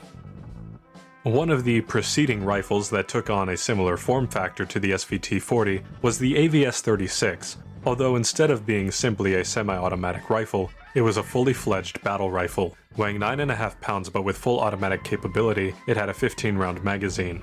While it was adopted, it faced too many reliability issues and was mainly used in the World War II concurrent Winter War against Finland, where even Fedorov avtomats were being dug up and used in the ill-fated invasion of the Nordic country. While the nature of the weapon and its 15-round magazine instinctively make me want to turn this into a Shosha clone, the reality is that despite the capacity, this weapon fired at 800 rounds per minute in automatic fire. As much as I love the Shosha, I physically could not abide such a heavy deviation in depicted fire rate versus actual fire rate. However, I don't think it would do to just make this something like a standard light machine gun either. In my opinion, perhaps the best way to go would be to use the damage model of the Breda PG, and perhaps it too should be classified as an assault rifle even though it, just like the Breda, is a battle rifle. This seemingly one-off damage model is very static, starting off dealing 30 damage and ramping down to 22 at 50 meters. That means it kills in 4 shots until 30 meters, then 5, and that's it. It doesn't drop any lower. And as a reminder, that's about on par with the M1A1 carbine. Its max damage range is shorter than that, but it can kill in 1 less shot at minimum damage. And the Breda even has low recoil and gets to fire in bursts, although to be honest, it's best as a semi-auto rifle primarily. Really, if I had any brains at all, I would have put the Breda in S tier, especially because it dares to have such a unique damage model. Anyhow, point is, it's a strong damage model to give an automatic weapon, especially one that fires at 800 rounds per minute, but the cost must be relatively high recoil, and that combined with the low capacity and specifically the slow reload times of the Breda, well, it just might be balanced. It would still likely end up that semi-auto is the best way to use it, but for those that can tame its recoil, that could be a burst damage option that would most likely need to be reserved for close ranges. It could be a weapon that shows off the genuine use case for many full-power cartridge full-auto capable battle rifles, where people actually choose semi-auto first and foremost. A truly iconic light machine gun that simply could not avoid mention is the Degtyarev machine gun, or the DP. While there are many versions that could be depicted, such as the DA or DT vehicle-mounted versions which still had stocks and used 63-round magazines, or the updated DMP-44 with its pistol grip and exposed recoil spring tube, perhaps the most probable, due to sheer recognizability, would be the gun known as the DP-27 or DP-28. These two guns are in fact the same thing, and the more correct name seems to be DP-27, as 1927 is the date on the gun's official service name. With 47-round pan magazines and a fire rate reported to be from 550 to 600 rounds per minute, it's just begging to be comically close to the Lewis gun. It seems unlikely that the 63-round magazines could be used in the DP-27, as they look to be a different diameter, and the guns they're found on have alterations to accommodate them. While this would be pretty repetitive no matter what I do, as another machine gun with a fire rate lower than 600 RPM, I like these low fire rate MGs, and around 570 rounds per minute seems to be about a perfect fire rate, as currently only one support MG is occupying that slot, and it's the KE-7, a gun that I have no love for, and for most people probably is and always has been at 635 rounds per minute, as it's the default support gun, with all specializations already chosen for it, including light bolt. 2 reasons for my aforementioned disdain. So yeah, this works pretty well, as it would basically be a new fire rate for LMGs for me. The KE-7 is dead to me now. Low to middling fire rate, high capacity but slow reloading. While we have enumerated multiple of Fyodor Tokarev's notable designs in this section, perhaps his earliest major gun was the Maxim Tokarev machine gun. As you can probably tell from the name, this gun is derived from a Maxim machine gun, specifically the M1910, which was in Russian usage. While it was short-lived, this adaptation was perhaps the first domestic light machine gun for the Soviets, although this may be contested by the Fedorov-Degtyarev. Lightening the notoriously heavy Maxim to this package meant ditching the water jacket, adding a rifle stock with semi-pistol grip, and also adding a bipod, plus other lightening and shortening measures. It still has the distinctive Maxim receiver humps, and was unwieldy, but seemingly not any more so than an M1919A6, so it fits in perfectly with MMGs. Just like with the Stinger MG, this gun would come stock with a belt drum that would be attached, unlike any MMG currently in the game, making reloads long and for a capacity of only 100 rounds. Finding information regarding the fire rate of the Maxim Tokarev has been quite difficult, as is attempting to find video of it being fired. While I've seen 600 RPM in a place or two, it doesn't seem to be more than conjecture. Plus, we already have a boxy 600 RPM MMG. So how about making the fire rate something like 720 RPM, a currently unfilled space in the MMG class, and matching up with the BAR and M1928A1. With that, it pretty much has its work cut out for it, just needs to have recoil behavior between the MG34 and M1922 MG. Probably an extended belt specialization that deletes the belt drum in favor of a longer loose belt. Bam, another MMG for the pile. I'll never say no to that. Lastly, I'd like to pad out yet another gimmick gun class that I love, anti-material rifles. When it comes to such rifles of Soviet lineage, the one that almost certainly pops into your head is the PTRS-41. That rifle has been made very prominent in pop culture, and after all, why shouldn't it be? It's a massive caliber rifle that was semi-automatic and managed to exist during the Second World War whilst having a form that can believably be depicted as man-portable. However, the PTRS was not the only Russian anti-material rifle, and to me, especially for this purpose, it will always be secondary to the PTRD-41. This is a single-shot rifle developed at the same time, also adopted but made by Degtyarev rather than Simonov. Yeah, there were like 3 guys in Russia designing guns at this time and they made them do basically everything. Chambered in the same cartridge, it seems to have been far more produced despite its relative pop culture obscurity. And it also makes a lot more sense for this game, not only because the PTRS is basically like an anti-tank version of the RSC handling-wise, semi-automatic with a magazine cover that opens out to the bottom to fit a 5-round end-block clip, which would just be bonkers from a balance perspective, especially because the cartridge is so powerful, but we'll get to that. But also because the PTRS is fucking 6'11" and 11 pounds heavier than the boy's AT rifle. And while the PTRD-41 is barely any shorter, it's 8 pounds lighter than that and still manages to have a longer barrel. While the PTRD is a single-shot bolt action, when loaded with the intended cartridge type, it is actually partially recoil-operated, since the barrel, chamber, and the whole rest of the tube-looking upper assembly of the gun rides on a heavy-sprung rail on the grip and stock portion of the gun, and when the upper assembly is pushed back from the force of firing, the bolt hits a camming surface which rotates it up, unlocking it and letting the bolt fall fully open, ejecting the case out the bottom and taking care of the whole first half of cycling. A cartridge is then placed in the top opening to be chambered, with a ramped cut allowing it to slide into place with ease. It is still plausible that it would have a slower cycling time than the Panzerbuchse, but without having to deal with a magazine at all, and I believe it should be slower, in exchange for having the most powerful anti-tank cartridge, as that was pretty much the case in real life, at least as far as this class of weapon goes. Unlike the other AM rifles already in the game, as well as the Polish rifle I advocated for adding earlier, the PTRS and PTRD-41 were fairly effective until later in the war. That's because their cartridge had both a very well constructed projectile and a ridiculous size. The cartridge is 14.5 by 114 millimeters. For a size comparison, 50 BMG's metric name is 12.7 by 99 millimeter, and 14.5 is 57 caliber. It also has a much more aggressive bottleneck, meaning the case design allows for a larger powder charge to projectile ratio. While I believe it should do the same damage to infantry as the Panzerbuchse, since no gun should be even easier to one-shot with than that, it should do even more damage to tanks, yet again being a rifle with a more strict anti-vehicle focus, in exchange for being the slowest firing. That's about it for the weapons of the 5 factions that would be in the game, but it wouldn't be fair to let them have all the fun. The weapons pool shouldn't just be based on who is playable, and it hasn't been for the base game, so I'd like to have this honorable mention section to give some shorter shoutouts to a few guns from different nations, as well as some guns from existing ones that I feel weren't entirely necessary. I know I name-dropped the Fedorov guns a lot in the last section, but it was surprising how often in my research it came up.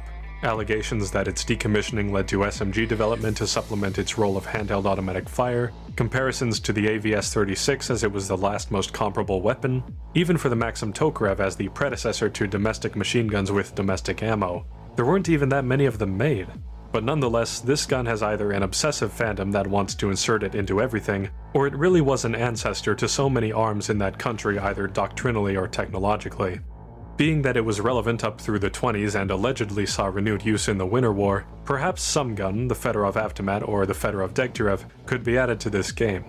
I feel that for the most part they could remain unaltered, including the damage model that is essentially a better ranged version of the one found on an assault rifle or MG, as it would be the slowest firing one that kills in as few as 4 shots. But that 4-shot range would be quite generous and it could kill with 1 less shot at maximum range.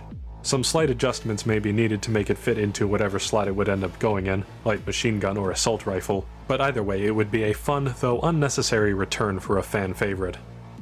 One of the weapons in the US's light rifle program that ultimately led to the M1 carbine was the Thompson light rifle, or what is basically a Thompson submachine gun scaled up to .30 carbine.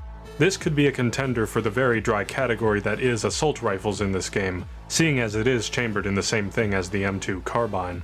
While the second prototype looked much like an M1928A1 Thompson with a deeper magazine, that would make it not only extremely visually similar to a weapon already in the game, but that gun allegedly fired at 1200 rounds per minute, so unless we want to give it the same damage as the M2 carbine and basically have it be an assault type 2A, I think a different version of this gun would do better.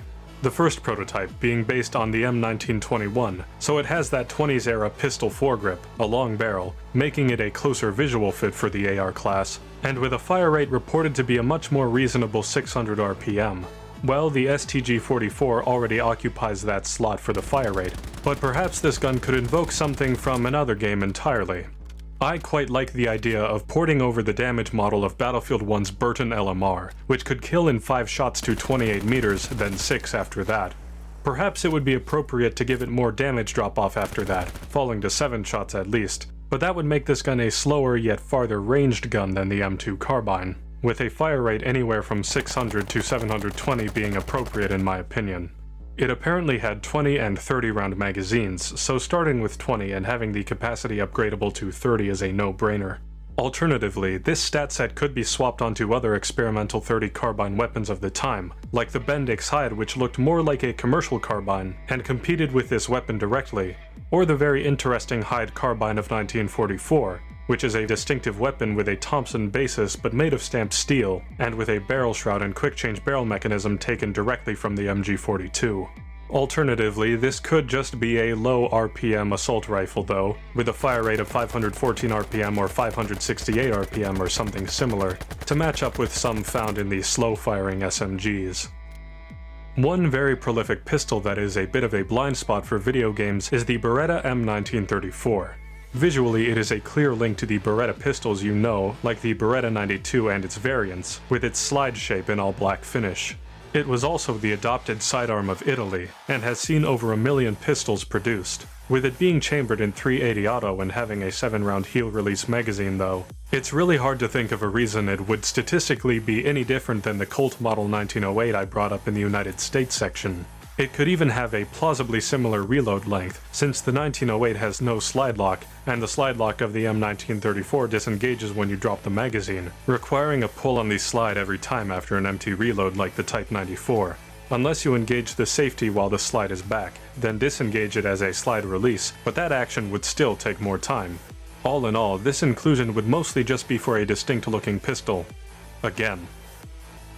For one last distinct-looking pistol, we have the French Model 1935A.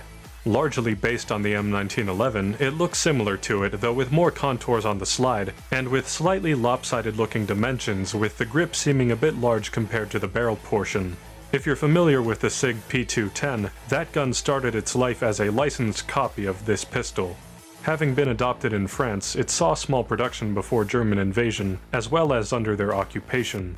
It was a full-sized military pistol chambered in 7.62 by 20mm Longa, which, as I said in the MAS 38 section, is in a lower power category than something like 9mm. So based on that, this gun seems like it should have pocket pistol stats, but for some reason it seems like bigger guns with bigger slides get slower, more controlled fire rates. And with its size, it makes sense that this gun should be more controllable. With an 8-round magazine, this gun could just as easily match up with the P38 if using the higher damage model, or as a faster reloading but lower capacity alternative to the high standard HDM with a lower damage model. Another French weapon of noteworthy appearance is the MAS 36. This country is in need of more BFV representation that isn't antiquated. Like, for God's sake, they could have at least replaced the RSC with the 1918 model. So what better option than their contemporary bolt-action rifle, one of the most unique looking of the whole war, especially among standard arms. There's not much special that can be done for stats. It's got a 5-round non-detachable box magazine, and its cartridge is basically just the French equivalent of the kind of cartridges everyone else was using. But as a weapon that often feels overlooked in gaming, I think it would be nice if it were given a slot. Plus, it has much influence in later designs, being the form factor for a series of French self-loading rifles including the MAS 44 shown in game, as well as evolving into the MAS FRF1 and FRF2 sniper rifles. A very obscure submachine gun which has me saying once again that I wish to add it for the design alone is one of the many Polish resistance weapons, the Bekowiec 1. Crudely manufactured and designed by a young Pole with a knack for home-making pistols, this is very unusual for a World War II era SMG.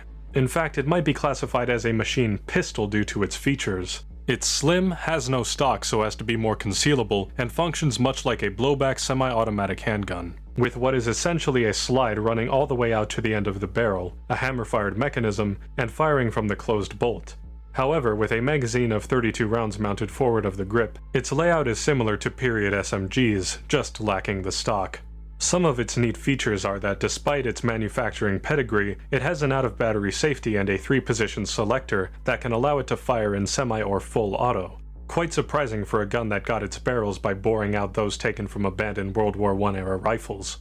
Its fire rate seems to be unknown, but it was predictably chambered in 9mm parabellum, so I have no consideration for stats, other than that it could be a fairly normal SMG. The Second Sino-Japanese War, which started in July 1937, is essentially seen as part of World War II, as it didn't end until September 1945, though it pertains to the conflict specifically between Japan and China. While a surprising amount of China's official weaponry were Gewehr 98 derivatives and weapons already represented in this game or in this video, a very distinct submachine gun can be found in the unofficial weapons. This is a gun dubbed the Sichuan-type submachine gun, due to apparently coming from China's Sichuan province, looking like the bastard child of the Thompson submachine gun and the not-yet-existent AK-47. Its receiver does indeed seem to be crudely based on the Thompson, though with offbeat choices for the furniture. With an unknown magazine capacity speculated to be about 30 rounds, and chambered in 7.63 by 25mm Mauser, a cartridge typically a step up from 9mm Parabellum in velocity and muzzle energy, The best I can do is that I think it would be neat for it to be like the M3 grease gun. The fire rate is unknown, so sure. It's left as an honorable mention for a reason, just another pick for the design alone. While I've mostly exhausted the narrow role that is anti-material rifles, this gun in particular doesn't really have a reason that its stats would be anything different than the Boys AT or the WZ-35 that I mentioned earlier. The Panzerbuchse MSS-41 is just so cool. The MSS-41 is a bullpup bolt-forward anti-tank rifle. If you don't know what I mean by bolt-forward, just imagine the Gerät from Cyberpunk 2077. Or if you know what a blow-forward operating gun is, it's basically that but for bolt action, and perhaps because of this, the weapon is somewhat light, although the bar for that on AM rifles is low. The bolt is basically part of the frame, it's actually built right into the buttstock. That's how the magazine can sit so far back. You use the pistol grip as the bolt handle, rotating it and pushing the whole barrel and chamber forward off of the magazine. Then slide it back over the cartridge that pops up. Separate from any army procurement, this was an SS weapon, hence the name. It was chambered in the Panzerbuchse 39's 7.92 by 94mm Patronen, but it was a Czech design. However, with a 5-round magazine and a cartridge already represented in-game, as I said before, there's not much I could do with it short of making it a reskin. Lastly, I do want to entertain the prospect of adding at least one gadget to the game, a launcher akin to Assault's existing weapons like the bazooka and Piat. I know it seems odd, and explosives aren't nearly as much of my thing as guns are, but this is a weapon that really bridges the gap. The Carl Gustaf M42 20mm recoilless rifle is a weapon lighter than any AT rifle in the game, though firing an absolutely ludicrous 20mm cartridge that trumps even the powerful 20mm shells you may already know.